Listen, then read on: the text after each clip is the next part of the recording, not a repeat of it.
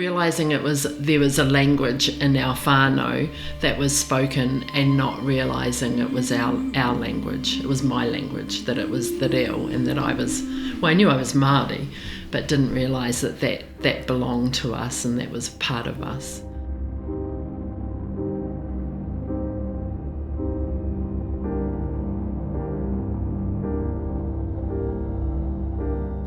He kōkiri panoni a Rebecca Davis, a he kairotarota, he kaitiaki taiohi a Stevie Davis-Tana. Kua rerekē te tipuranga ngā wheako me ngā āhainga o te tokorua māmā tamāhine nei mo te ako i te reo Māori. Heoi, he tangata tino tau māro rāua ki te take ka tipu e reanga hau o tō rāua whānau i te taiao kōrero Māori. Mum took us up to see our kui ranganui, Parawahawaha, who is my great-great-grandmother, and at Nongotaha. We went up to visit, and Mum was with all the aunties in the kitchen, and I was in the living room with kui. And I think I was, mucking around, playing with her. Although she was sitting on the couch being pretty stoic, and it kind of probably intrigued at who was this little girl playing around. And she got up and took me to the wharipaku, and she was, haere atu ki te wharipaku. And I was like, well, I didn't understand why we were standing at the door, the wharipaku door. I didn't know why. I don't want to go to the toilet. Why are we here? And it dawned on me that she spoke a completely different language from me, that I spoke English and she spoke te reo.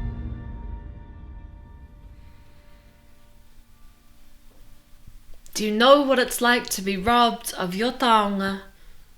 When my great-grandmother was born, her mother sewed waiata, mihi and karakia into her jawbone, injected reo into her every muscle, planted harakeke in her throat so when she spoke, her te reo Māori would weave together her people into a kete of solidarity and reo, this language. A treasure for my people soon became illegal. My great-grandmother beaten for speaking her mother's tongue, her mother tongue. Do you know what it's like for your own name to become foreign?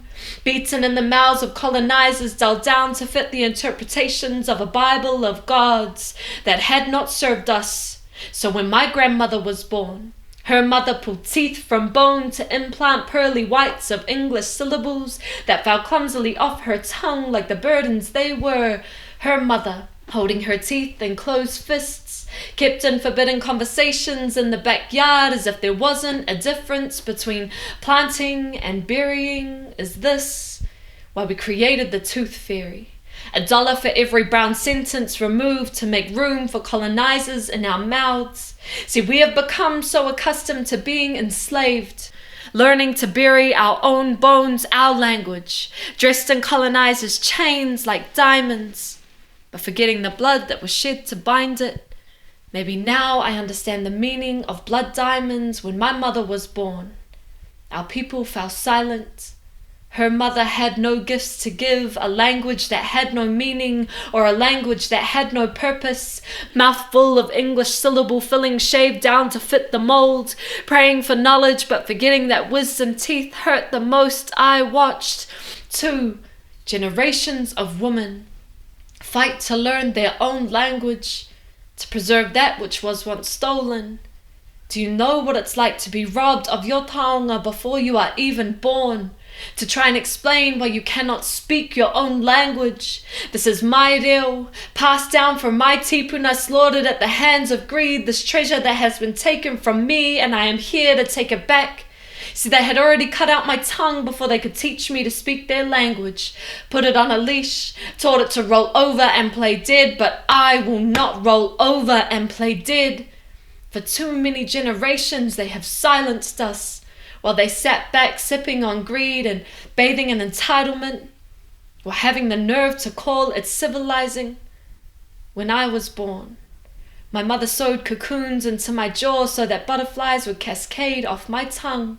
planting Cody in my throat so that my voice would grow and breathe life into those around me. Each day, I am getting lost in the forest growing in my windpipe, tripping over my own tongue, learning and relearning my own language when I was born. My mother gifted me open palms, the world at her fingertips, a gift of language that I am here to fight for, a gift of language that I am here to take back.